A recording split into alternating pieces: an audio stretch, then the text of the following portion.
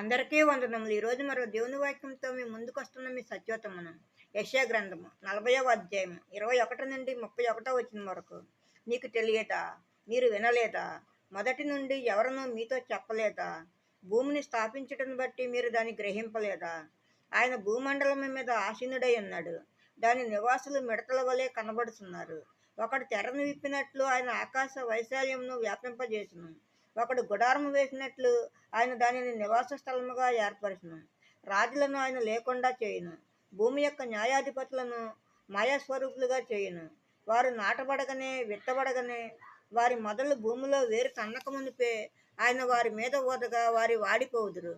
సుడిగాలి పొట్టును ఎగరగొట్టినట్లు ఆయన వారిని ఎగరగొట్టును. నీవు ఇతనితో సమానుడు అని మీరు నన్ను ఎవనికి సాటి చేయుదురు అని పరిశుద్ధుడు అడుగుతున్నాడు. మీ కన్నులు పైకెత్తి చూడుడి. వీటిని ఎవడు సృజించెను?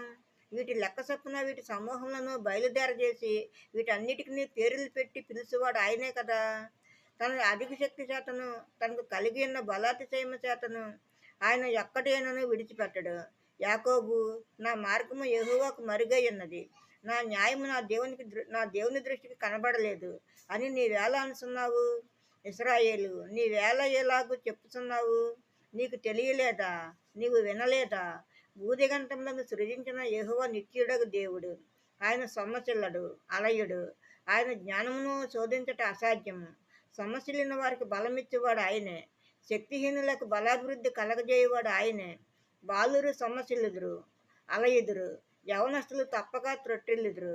యెహోవా కొరకు ఎదురుచూచు వారు నూతన బలము పొందుదురు. వారి పక్షిరాజుల వలె రెక్కలు చాపి పైకి ఎగురుదురు.